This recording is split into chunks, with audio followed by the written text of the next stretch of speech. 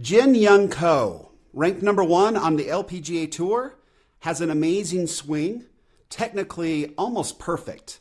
Let's take a look at her swing more closely, analyze it, and see if we can use some of the stuff she does to improve our own games. Let's tee it up.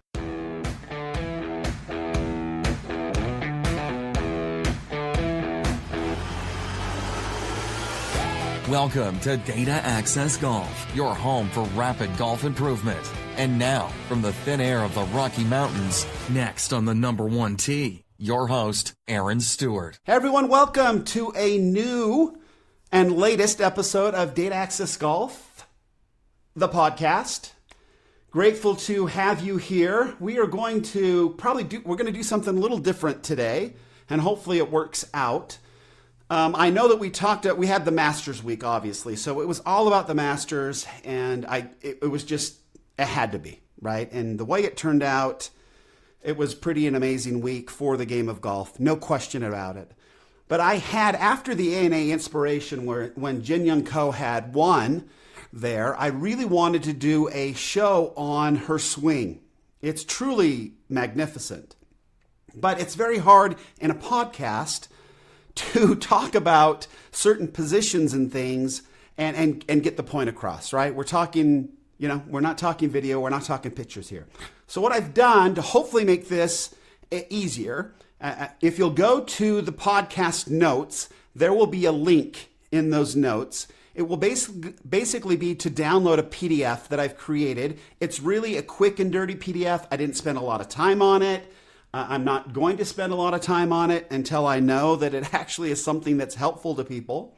But what we've done then is basically created I've basically gone and done a down the line swing video and went and did a bunch of screen capture shots in different positions. And I've highlighted them in blue on items that we'll talk about in this podcast. And then I've done a face-on view where we'll do a lot of the same things. The thing that's really cool about watching really good LPGA players is the average swing speed on the LPGA Tour with the driver is right around 100 miles an hour. Last time I had my swing speed officially tested, it was right around 105 miles an hour. It was a couple of years ago. I'm guessing most of us as amateurs tour pro swings, and we'll talk about why that is different in the golf swing and why we want to make sure that we're not emulating tour pro swings if our swing speed isn't fast enough. We'll get into some of that as we talk about Jin Young's swing, which is really fantastic. So if you go and download that PDF, that's the first thing to do, which would be super important. And then we'll go ahead and talk about her swing. So first and foremost, I've got it on here on page one. You'll see that it's down the line is the page one swing. It's on a horizontal format. And you can see I've just done quick screenshots. I have not lined them up. I have numbered them between 1 and 10 for down the line and between 1 and 8 when we're face on. Okay, so we're just looking at the down the line swing right now.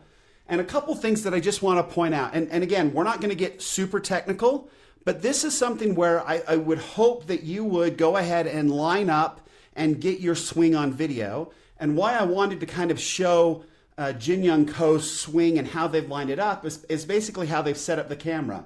You can see that the camera has been lined up to go right down, basically down her hands, where her hands are. So we've got a really kind of a good view of what she's looking at, right down the line.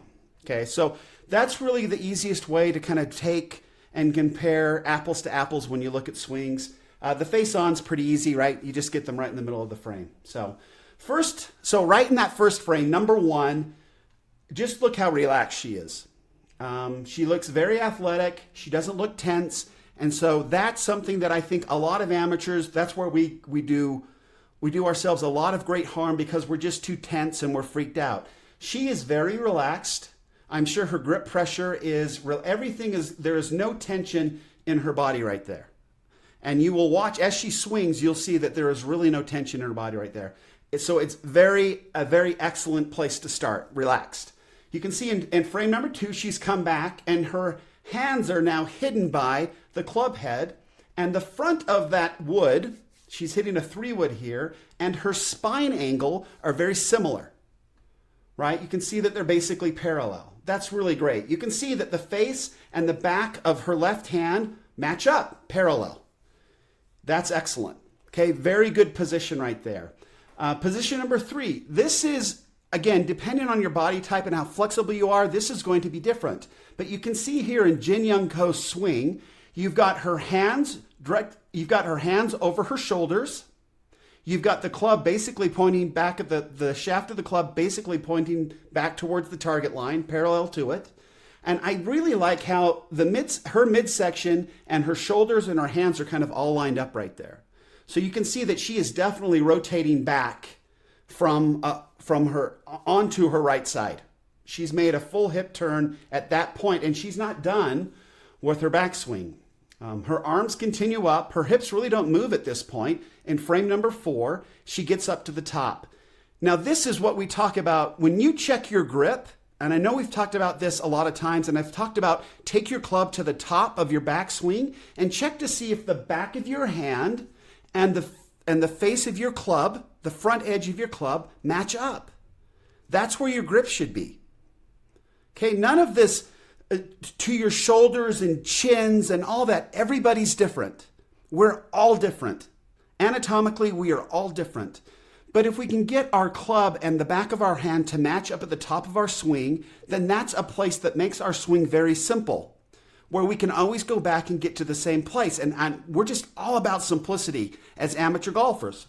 We don't have 40 hours a week to practice. We don't have coaches. We don't have TrackMan. We don't have any of that stuff. So we've got to keep it simple. This is one of the easiest ways to keep it simple and check your grip. You can do this all day long. Just make sure the back of your hand and the front edge of your club match up. That's your grip.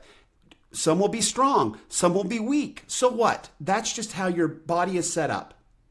Anatomically speaking, work with your body and let it work for you. Okay, cool. Enough there.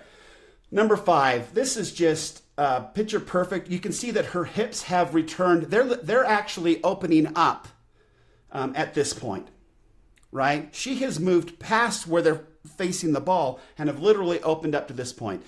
This is where a lot of us don't have the flexibility that Jin Young Ko has. It's very hard for me to get my hips in this position at my age. Almost impossible. I fight this all the time. I think we all do. But that's textbook. You'll see it in the PGA Tour pros and everything. It's really from the ground up, and their hips really pull them through. They lead the golf swing.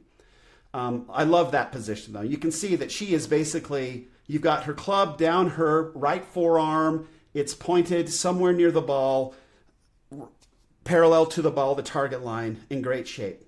Number 6, you've got the club coming in below her hands and coming, again, right there. I guarantee that it is lined up right on the target line. And you can see in 7, this is an amazing shot here. You can see that her hips are open in 6, but in 7, they are basically facing the target at impact. Okay, another very difficult position for amateurs to get to, and that's one that we should always look for. Try to get those hips as open as you can. Now, flexibility plays, you don't want to get hurt, right? So our flexibility plays into this a little bit. So, but that is textbook. Number 7 is just, it's extraordinary. Look how close her hands are to her leg as it passed through. I can't remember who exactly was that I heard this from, but they said that if a tour pro had a roll of quarters in their pocket, they would hit it in their right pocket, in their back pocket. They would hit it. They come in so close to their leg, right there going into impact. Number 8 is gorgeous. You've got the club hands, and basically the club head will disappear behind her hands. That's textbook. Perfect. The club now exits, look at that, below her shoulders, but parallel to her shoulders. Flat, parallel. It's beautiful. Excellent. And then her finish, right through her ears, again, textbook, exactly parallel to how her club exited in 9. Perfect finish. Gorgeous right there. So that is extraordinary. So if you go and videotape your swing, just, again, we're not supposed to, we're going to be different heights, shapes, whatever. But these are some little places. I basically sort of circled different places to look and look at your video and compare them to these frames. Because this is extraordinary. This is really amazing. And chances are her swing speed is very similar to our swing speeds. Okay, so then we're going to go to number 2, second page. And again, you can tell this is quick and dirty. This is face on. This is actually from a YouTube video from a Korean channel. So I understood nothing, but it was a really, really HD, high quality, slow-mo, really well done. You can see how I was able to get all the clubs very cleanly. So number 1, I don't have a starting position, but she's very relaxed. You can see here too that she's very relaxed. You've got the club there parallel to the ground, right? And she seems very stable, but you can see that she started to move to her right side in number 1. Number 2, it becomes very clear she's got her weight to her right side, and she's got the club basically at a 90-degree angle right there. And up at the top in 3, it's also at a 90 degree. So essentially, she's finished setting her wrists here in 2, and she just rotates her shoulders up to the finish.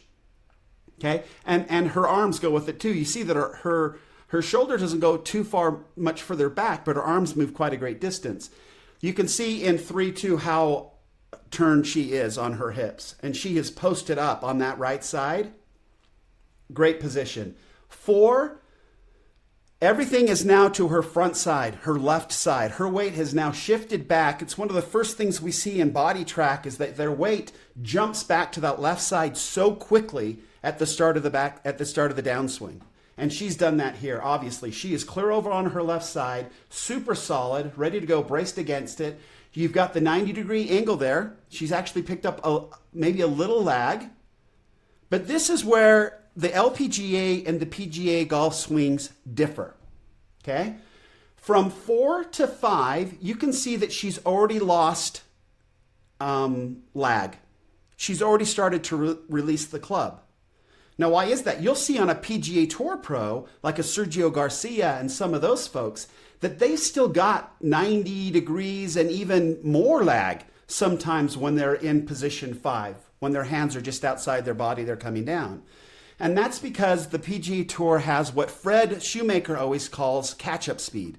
Their swing speeds are just so much faster that the centrifugal force, the whole force of the entire swing, will help them get the club head back to the ball with holding on to much more lag and right into impact. So that's the difference here. Our swings are going to look more, and this is where if you compare your swing to a tour, or my swing to a tour player's swing on the PGA Tour, this is where it's going to look considerably different. But our swings are going to look very much similar to an LPGA Tour player because we don't have the catch-up speed. We're not swinging it as hard as the PGA Tour players are playing. We're not benefiting from centrifugal forces, and so we have to be sure. So there is definitely a feel in my golf swing to hit it well where I feel like I'm sometimes starting to release the club way early in order for it to get back to the ball and be solid. And that's something that I had a hard time with. But it's definitely a real feel. So mess with that for sure. But definitely go in when you do a face-on view and take a look at this and see. And depending on if you're swinging at 115, 120 miles an hour, then your position in number 5 is going to look far different than this. For those of us that are swinging right around 100, this is probably what it's going to look like. This is our goal as number 5. We're going to have to release the club a little bit from that 90-degree angle to get it closer to where we can actually get the club head back to the ball within the tempo of our swing, the speed of our swing. 6, oh, perfect, right? Dead on. She's on her left side. Her hips, again, are open to the target line. Somewhere between the ball and the target. 7, she's completely gone. She is facing the target. She is still down and the ball is gone, and then up to a nice finish. So just a beautiful golf swing all the way around. Definitely go to YouTube, watch her tempo, and see how she swings this club. But just take a look at some of these positions that she's in and compare them to your own video and see if you can't figure some things out where you're losing some power And there's going to be differences in flexibility, obviously, and all of that. But this can give you a very good idea of where you might be able to find something to work on to make it look a little bit more like Jin Young Ko's swing, because it is textbook. It's better than textbook. I mean, textbook is such an overused word. She has created a golf swing that is very repeatable, very predictable, very easy on her body, and she gets a lot out of it. She learns quickly. This young lady has added to her total drives like 20 yards in the last 12 months. So she's really working hard. It says when she came out on the LPGA Tour, she won her first tournament out, I believe. I believe that's true. That she only had one chip shot, and she has now put in a number of different pitch and chip shots around the green. So she is just getting so much better, and over the course of the last 12 months has made huge strides. She's going to be around a long time, and we can all really benefit from such a talent as this. Such a hard worker, and obviously somebody who knows her golf swing. So hopefully that's helpful to everybody. Let me know, obviously, if it is helpful, we'll do more of these. I really would like to do this with Francesco Molinari's swing. I think that as far as tour players go, Francesco's swing is about as good as it can get for an amateur. It's just such a simple motion. It's beautiful. But that would definitely be a lot of fun to do. Take a look at this. Let me know what you think. And remember, until next time, better data always means better golf. Thanks.